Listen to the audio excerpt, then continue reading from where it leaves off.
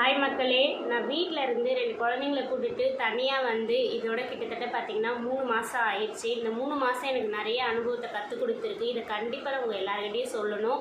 சொன்னால் தான் ஒருத்தவங்க கஷ்டத்துலேருந்து வெளியே வந்த பிறகு சந்தோஷமாக இருக்காங்களா, அங்கே அவங்க என்னெல்லாம் வந்து ஃபேஸ் பண்ணுறாங்க அப்படின்றது உங்களுக்கு தெரியும். அது மட்டும் இல்லாமல் நான் எப்படி துணிச்சலாக ஒரு வாழ்க்கையிலேருந்து வெளியே வந்தேன் அப்படின்றத பற்றியும் நான் உங்கள் கூட ஷேர் பண்ணிக்கணும். இது வந்து ரொம்ப முக்கியமான பதிவு. பெண்களாக இருக்கட்டும் ஆண்களாக இருக்கட்டும், நிறைய பேர் நாட்டில் பார்த்திங்கன்னா பல கஷ்டங்கள்லேருந்து வெளியே வர முடியாமல் அந்த வாழ்க்கைக்குள்ளே தான் சிக்கிட்டு இருக்காங்க. நானும் அந்த மாதிரி தான் 11 இயர்ஸ் சிக்கிட்டு இருந்தேன். நான் வாழ்கிறது வாழ்க்கைன்னு தெரியாமல் வாழ்ந்துட்டு இருந்தேன். அடுத்தவங்க வாழ்க்கையில் நான் வாழ்ந்துட்டு இருந்தேன். இதுதான் உண்மை.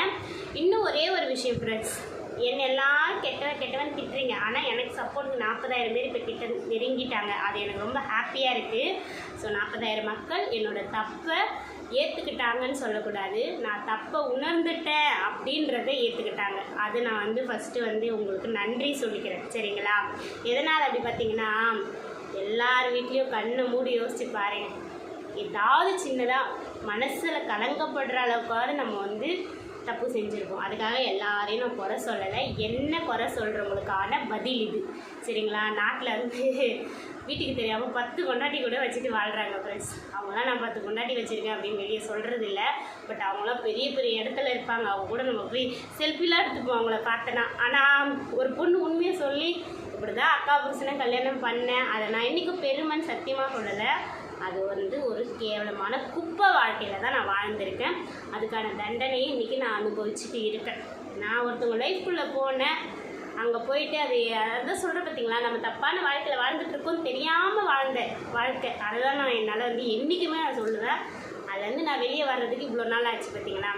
இது எதுக்கு நான் பதிவிடுறேன் அப்படின்னா, வாழ்க்கைன்றது ஒரு முறை தான்.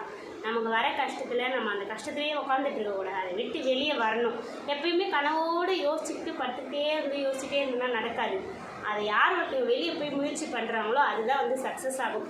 அந்த மாதிரி அம்மா அப்பா வளர்த்தாங்க 18 வருஷம். அவங்கள விட்டு ஒருத்தனை ஆசைப்பட்டு அதில் துணிச்சலாக வெளியே வர எனக்கு தோணுச்சில்ல, அதே துணிச்சல் திரும்ப எனக்கு வரணும். இப்படிப்பட்ட ஒரு ஹஸ்பண்ட் வேண்டாம். என்ன சப்போர்ட் இருந்தாலும் பரவாயில்ல, குழந்தைங்க நல்லா இருக்கணும். என் வாழ்க்கையை விட என் குழந்தைங்க வாழ்க்கை முக்கியம்னு நினச்சேன். எனக்கு ஒரு பெரிய ஆசை இருக்குது ஃப்ரெண்ட்ஸ். என்ன தெரியுமா, என் பசங்களை யாராவது ஒருத்தர் நல்ல பெரிய சட்டப்படிப்பு படிக்கணும். நீதிமன்றத்தில் இப்போ வந்து ஜட்ஜாலாம் இருக்காங்களே, அந்த மாதிரி பெரிய படிப்புக்கு போகணுன்னு எனக்கு ஆசை. ஆனால் அவங்களோட எய்ம் என்னன்னு தெரியாது. எனக்கு இந்த ஆசை என் மனசில் இருக்குது. எதுக்காக அப்படி தெரியுமா, அந்த மாதிரி இடத்துக்கு போய் அவங்க ஒரு சட்டத்தை கொண்டு வரணும் ஃப்ரெண்ட்ஸ். முதல் மனைவி இருக்கும்போது 2வது திருமணம் பண்ணிக்கவே கூடாது, அப்படி ஒரு கல்யாணம் நடக்கவே கூடாதுன்னு அப்படியே ரொம்ப ஸ்ட்ரிக்டாக கொண்டு வரணும். ஏன்னா அந்த கல்யாணம் பண்ணி நான் பண்ண கொடுமை கொஞ்சம் நெஞ்சமான கிடையாது. என் வாழ்க்கையில் நான் அனுபவித்த கொடுமை சந்தோஷம் இவ்வளோன்னா, கஷ்டம் அப்படியே சொல்லவே முடியாத அளவுக்கு அதிகமாக இருந்துச்சு. சின்ன பசங்கள்லேருந்து நான் தூக்கி வளர்த்த பசங்க, ஃபஸ்ட் ஒய்ஃபோட குழந்தைங்க, அவங்களாம் என்னை எப்படி பேசினாங்கன்னு குழந்தைங்க வந்து நான் குறை சொல்லலை. அவங்க பேசுறது கரெக்டு தான். யாராக இருந்தாலும் இடத்துல வந்திருந்தால் அவங்க பேசுறது கரெக்டு தான். நான் என்றைக்குமே அந்த பிள்ளைங்களை சத்தியமாக சொல்கிறேன், குறை சொல்லவே இல்லை. அதனால் அந்த மாதிரி என் பசங்களோட பெரிய போஸ்டிங்க்கு போகணும், இந்த மாதிரி தப்பு நாட்டில் நடக்கவே கூடாது ஃப்ரெண்ட்ஸ். நடந்தால் எவ்வளோ கஷ்டம் இருக்கும். நான் அறியாத வயசில் எனக்கு ஒருத்தன் ஆசையாக கிடைக்கிறான்னு கல்யாணம் பண்ணிட்டு வந்துட்டேன். இன்றைக்கி என் பசங்களுக்கு தினமும் அப்பா இல்லாமல் அந்த பசங்க எவ்வளோ வேதனை அனுபவிக்கிறாங்க தெரியுமா. அதுக்கு அப்பா இறந்துட்டாரு வாழணும்னா அது நம்ம கடவுளாண்ட போயிட்டாருன்னு சொல்லி வாழ முடியும். இவரோட இருக்கிறாங்களே பார்த்துக்கலையே அப்படின்ற அந்த குற்ற உணர்ச்சி ஏக்கமும் அங்கே வாழ்கிறவங்களுக்கு மட்டும்தான் தெரியும் ஃப்ரெண்ட்ஸ். எனக்கு இதெல்லாம் யோசிச்சு தான் துணிச்சலோடு நான் வெளியே வந்தேன். என் பசங்க வாழணும், என் பசங்க வாழ்க்கை முக்கியணும். ஆனால் இந்த 3 மாதத்தில் குழந்தைங்களை என்னால் சரியாக கவனிக்க முடியல. அதை நான் ஒத்துக்கிறேன் ஃப்ரெண்ட்ஸ். ஏன்னா மன அழுத்தம் அதிகமாக இருக்குது. கொஞ்சம் நெஞ்சமாக இல்லை, மென்டலி ரொம்ப டிஸ்டர்ப் ஆகியிருக்கேன் நான். ஸோ அதனால் என் பிள்ளைங்க வந்து கொஞ்சம் வளர்க்குறது கஷ்டமாக தான் இருக்குது. ஒரு காசாக இருக்கட்டும் எதுவாக இருக்கட்டும் டக்குன்னு எனக்கு செலவு பண்ண தோணலை. அங்கே இருக்கும்போது செலவு பண்ண மாட்டேன், சிக்கனமாக தான் இருப்பேன். இருந்தாலும் ஒரு பொருள் ஆசைப்படும்போது டக்குன்னு வாங்கி கொடுத்துருவேன் ஃப்ரெண்ட்ஸ். நான் சரி பிள்ளைங்களுக்கு இல்லாதா, வாழும்போது வாங்கி கொடுத்துருவேன். சாப்பிட்றது தான் மெயினாக, சாப்பிட்றது எது கேட்டாலுமே நான் வந்து வாங்கி கொடுத்துருவேன். வேலை செஞ்சு லேப்டாப்பில் முதுகே ரொம்ப வலிக்குது ஃப்ரெண்ட்ஸ். இதெல்லாம் நினச்சாலே எனக்கு பயமாக இருக்குது, என்னடா அப்படின்ட்டு. அதனால் வந்து எதுனா ஒரு வேலை எதுக்குமே நான் அசிங்கப்படலை. உங்களுக்கு தெரியும், வீட்டு வேலைக்கு போய் பாத்திரம் விளக்குனேன். அப்புறம் அப்புறம் எல்லாரோட ஒரு பெரிய கொஷின் என்னவா இருக்குன்னா, ஆரம்பத்தில் உங்கள் பையனை அம்மாவாண்ட தானே நீங்கள் விட்டேன்னு சொன்னீங்க, திடீர்னு கூப்பிட்டு வந்துட்டேன்னு சொன்னீங்க. இது நிறைய வீடியோஸில் சொல்லிட்டேன் ஃப்ரெண்ட்ஸ். நான் ஆரம்பத்தில் விட்டேன் தான். ஆனால் அம்மா வந்து ரொம்ப சண்டை போட்டு பிரச்சனை அதிகமாகி எங்கள் அக்காவும் வீட்டை விட்டு வெளியே வரும்போது, என்னால் தானே நீ அந்த வாழ்க்கைக்குள்ளே போவே தானே அவள் வெளியே வந்தா, இந்த மாதிரி ஒரு துரோகம் பண்ண பொண்ணு எங்கள் வீட்டில் நாங்கள் சேர்க்க மாட்டோம். ரொம்ப சின்னமாக திட்டி என் பையனை அழுதுங்கன்னே நான் தூக்கின்னு வந்தேன். அங்கே போய் தூக்கிட்டு வந்து அந்த கோவத்தில் தான் நான் போயிட்டு குழந்தைங்க பார்த்துக்கிறாங்க பார்த்தீங்களா, பேபி கேரில் விட்டுட்டு அதுக்கப்புறம் பாப்பா கூப்பிட்டு வந்து எங்கள் ஸ்கூலில் சேர்த்து விட்டுட்டு நான் வீட்டு வேலைக்கு போய் என்னென்னவோ ட்ரை பண்ணி யூடியூப் வந்து அப்போ எனக்கு நல்ல சம்பளம் வந்துச்சு ஃப்ரெண்ட்ஸ். இப்போ தான் 2-3 மாதமாக வரல. டோட்டலாகவே மக்கள் என்னை வந்து வேண்டான்னு ஒதுக்கி வச்சுட்டாங்க. அது யாரும் எனக்கு தெரியல ஃப்ரெண்ட்ஸ். ஏதேதோ யாரையோலாம் பற்றி எப்படியோலாம் வீடியோஸ் வந்து போடுறாங்க. அதெல்லாம் ரசித்து பார்க்குற உங்களுக்கு என்னோடய வீடியோஸ் பார்த்தா அவ்வளோ கஷ்டமாக இருக்குது.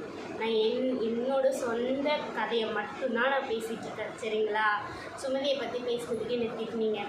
ஏன் பேசினேன்? என்னோடய கமெண்ட்டு கீழே வந்து நிறைய பேர் வந்து கமெண்ட் கொடுத்தாங்க, அதனால் நான் பேசினேன். எந்த ஒரு விஷயமும் என்னை சம்மந்தப்படாமல் நான் யூடியூப்பில் பேசுறதில்ல. எனக்கு சம்மந்தப்பட்டிருக்கு, அதனால் நான் பேசுகிறேனே தவிர வேறு எதுக்காகவும் பேசுகிறேன். என்னை வந்து கோவப்படுத்துகிறாங்க, என்னை வந்து கஷ்டப்படுத்துகிறாங்க, அதனால் நான் பதில் பேசுகிறேன். இதே தவிர வேறு எதுக்குமே நான் பயப்பட மாட்டேன் ஃப்ரெண்ட்ஸ். யூடியூப்பை பொறுத்த அளவுக்கு எல்லாத்துக்கும் வந்து ஒரு ஆதாரங்கள் சாட்சிகள் இருக்க தவிர எதுக்குமே பயப்பட வேண்டிய அவசியம் கிடையாது. இந்த மாதிரி நான் காசுக்கு வந்து கொஞ்சம் கஷ்டப்பட ஆரம்பித்தேன். ஒரு மளிகை கடையில் போய் மளிகை சாமான் வாங்கினாலும் சரி, பசங்க இப்போ வந்து 2 பேரும் 2 பிஸ்கெட் கேட்பாங்க. ஒரு பிஸ்கெட்டை வாங்கி ஆளுக்கு பாதியாக சாப்பிடுங்க, வாழ்க்கை இதுதான், இப்படி தான் கஷ்டம்னா இதுதான் சொல்லி கொடுத்து வளர்க்கணும் அப்படின்னு நான் பங்கு பிரிக்க ஆரம்பிச்சிருவேன். ஒரு பலூன் வாங்க போனால் கூட 2 பலூனாக வாங்க மாட்டேன் ஃப்ரெண்ட்ஸ். ஒரு பலூனை வாங்கி கொடுத்து 2 பேரும் மாற்றி விளையாடுங்கம்மா. அப்படி தான் நான் அந்த 3 மாதமாக என் பிள்ளைங்களை கொண்டு வந்துட்டுருக்கேன். ஒவ்வொரு காசையும் நான் சேமித்து வைக்கிறேன். எதுக்குன்னா அவங்க படிப்புக்கு வேணும், வேறு எதுக்காகவும் இல்லை ஃப்ரெண்ட்ஸ். சாப்பிட்றது ஓகே, சாப்பிட்ற வயசில் பிள்ளைங்க சாப்பிட்டோம், நமக்கு கொஞ்சம் வருமானம் வரட்டும். எனக்கு இன்னும் 2 நாளுக்கு அப்புறம் நான் கொஞ்சம் சந்தோஷமாகிடுவேன். ஏன்னா 7ஆம் தேதி தான் எனக்கு வந்து நான் இப்போ வேலை செஞ்சுட்ருக்கேன், அதுக்கான சேலரி. ஸோ எனக்கு வந்து ஒரு தைரியம் வந்துடும் 7ஆம் தேதி. ஆனால் அதுக்கப்புறம் போன மாதம் பாதியிலேருந்து தானே நான் ஒர்க் ஸ்டார்ட் பண்ணேன், அதனால் இந்த மாதம் எனக்கு வந்து பாதி சேலரி தான் வரும். இனிமேல் அந்த வருமானம் இருக்கிறதால நம்ம வந்து யூடியூப்பை ஃபோக்கஸ் பண்ணி நம்ம தேவை. நான் நைட்டெல்லாம் 12 மணிக்கெல்லாம் உட்காந்து லைவ் போட்டுட்ருப்பேன். ஸோ அப்புறம் மோஜியில் லைவ் போட்டேன். இந்த மாதிரி ஏதோ பண்ணி காசை சம்பாதிச்சு அதில் பிள்ளைங்களை ட்ராவல் பண்ணேன். நான் கற்றுக்கிட்ட பாடம் என்ன தெரியுமா? வெளியே வந்ததுக்கப்புறம் ஒரு பொட்டு வச்சாலும் பூ வச்சாலும் ஒரு முகம் கழுவி ஒரு மங்களகரமாக நம்ம முகம் தெரிஞ்சாலும் நான் கேட்கக்கூடிய கொஷின் என்ன தெரியுமா? புருஷனை விட்டு வந்து ஜாலியாக இருக்கா பாரு, எவ கூட போகிறான்னு தெரியல, எவ கூட வரான்னு தெரியல. இதுதான் நான் அதிகமாக கேள்விப்பட்டேன் ஃப்ரெண்ட்ஸ். எனக்கு ரொம்ப வலிச்சிச்சு. இங்கே கடைக்கு போய் வரும்போது கூட ஆசிரமாவை தவிர வேறு யாருக்கும் தெரியாது நான் இந்த மாதிரி ஒரு பிரச்சனை வந்திருக்கேன்ட்டு. போயிட்டு வரும்போது அக்கம் பக்கம் கூப்பிடுவாங்க. கூப்பிட்டு உங்கள் வீட்டுக்கார் பார்த்ததே இல்லையம்மா, அவர் இங்கே இருக்காரா, போகிறாரா, வராரா, இப்படிலாம் கேட்பாங்க. இல்லைங்க, இது ஒர்க்கிங் உமன்ஸ் ஹாஸ்டல் தானே, ஸோ அதனால் குழந்தைங்களோட இருக்கிறேன், அவங்க வெளிநாட்டில் இருக்கிறாங்க, இப்படி தான் சொல்லி வச்சுருக்கேன் ஃப்ரெண்ட்ஸ். நான் வெளிநாட்டில் இருக்காங்க. ஒரு வேளை யூடியூப் பார்த்துட்டு வந்து கேட்டால் அன்றைக்கி நான் சொல்லி புரிய வச்சுருவேன். ஸோ எனக்கு வந்து ரொம்ப யார்கிட்டையும் நின்று பேச பிடிக்காது. லிமிட்டோடு நான் பேசிட்டு நான் மட்டும் வந்துடுவேன். எப்பவுமே நேரில் வந்து ரொம்ப நம்ம நெருங்கி போய் பேசணும், நம்ம விஷயங்கள் சொல்ல ஆரம்பிச்சுன்னு வச்சுக்கோங்க, அது தேவையில்லாத பிரச்சனையை தான் நமக்கு உண்டாக்கும். அதனால் லிமிட்டோட நான் வச்சுக்கிட்டேன். பஸ் ஸ்டாப்பில் போகும்போது பிரச்சனையை நான் உங்கள்கிட்ட ஹேண்டில் பண்ணி சொன்னேன். அப்போது ஒரு மனக்குழப்பம், ஏதாவது ஒரு சின்னதாக நமக்கு ஒரு நெகட்டிவ் வந்துட்டால் கூட ஐயோ இவங்க நம்மளை ஃபாலோ பண்ணுறாங்களா, நம்ம விஷயம் தெரிஞ்சிட்ருக்கோமா, அப்படி ஒரு பதட்டம் வர ஆரம்பித்தோம். அப்போ வந்து என் மனசை நான் கல் மாதிரி ஆக்கிக்கிட்டேன். தைரியமாக இருக்கணும், நம்மளோட பயத்தை வெளியே காட்டக்கூடாது, நம்ம தைரியமாக இருந்தால் தான் குழந்தைங்கள தைரியமாக வளர்க்க முடியும். நம்ம கொஞ்சம் ஒரு சின்னதாக ஒரு இடத்துல கூட நம்மளோட பயத்தை வெளியே காமிக்க ஆரம்பிச்சிட்டோம் அப்படின்னா அன்றைக்கி நம்ம வாழ்க்கை கீழே இறங்குதுன்னு அர்த்தம். நிறைய பேர் சொன்னீங்கல்ல, இப்போலாம் உங்கள் முகம் வந்து நல்லா இருக்குக்கா வெளியே வந்ததுக்கப்புறம், நீங்கள் அந்த அழுகுறதெல்லாம் கொஞ்சம் நீங்கள் கண்ட்ரோல் பண்ணியிருக்கீங்க அப்படின்னு. அதுக்கான காரணம் தைரியத்தை வெளியே வந்து நான் உருவாக்கியிருக்கேன் ஃப்ரெண்ட்ஸ். இதுதான் நான் முதல்ல கற்றுக்கிட்ட விஷயம், தைரியம். யாருன்னு இதெல்லாம் பேசிட்டு போட்டோம், நீ தைரியமாக இது, யார் ஒன்று என்ன பண்ண முடியும்? யோசிச்சு பாருங்கள். நம்ம தைரியமாக இருந்தால் நம்ம மனசுக்கு உடலில் நமக்கு வந்து சக்தி இல்லைன்னா கூட நம்ம மனசு தைரியமாக இருந்துச்சுன்னா நம்மளை யாரும் என்ன பண்ண முடியும்? ஒன்றுமே பண்ண முடியாது. சரிங்களா? எப்படியாப்பட்ட பிரச்சனை வரட்டும் தைரியமாக ஃபேஸ் பண்ணணும் அப்படின்றத நான் கற்றுக்கிட்டேன். செகண்டரி பணத்தை சேமிக்கணும். 3வது நான் என்ன கற்றுக்கிட்டேன் தெரியுமா? யாருக்கிட்டையும் போய் உதவின்னு கேட்கக்கூடாது. தனியாக இருக்க நீ எப்படி ஒரு அர்ஜென்ட்க்கு ஒரு நாள் ஃப்ரெண்ட்ஸ் ரொம்ப கஷ்டமாயிடுச்சு. 400 ரூபா தான் இருந்துச்சு அன்றைக்கி என் கையில். நான் யோசிச்சுட்டே இருந்தேன். கால் பண்ணி ஸ்கூலில் படித்தவங்க, பெரிய பெரிய வாத்தியார் எல்லாருக்கிட்டையும் நான் ஹெல்ப் கேட்குறேன். என்ன தெரியுமா சொன்னாங்க, நீ தனியாக இருக்க, நீ ஏன் அந்த யூடியூப்பை நடத்தின்னு இருக்க, எப்படிம்மா நீ இந்த காசை திரும்பி கொடுக்க அப்படிங்கிறாங்க. உண்மையாக கொடுக்க முடியும், கொஞ்சம் கொடுங்கப்பா, ரொம்ப அர்ஜென்ட்டுப்பா, பிள்ளைக்கு பாலெல்லாம் வாங்கணும், இருக்குது காசு, பட் அதை நான் எடுத்து செலவு பண்ணேன்னா நாளைக்கு இல்லாமல் என்ன பண்ணுறது. இருந்தாலும் என்கிட்ட இப்போதைக்கு பார்த்தீங்கன்னா தாலியில் ஒரு தங்கம் இருக்குது, அரை பவுன். என்னைக்காக இருந்தாலும் அதை விற்று கூட நான் சாப்பிட்டுக்கோன்னு வச்சுக்கோங்க.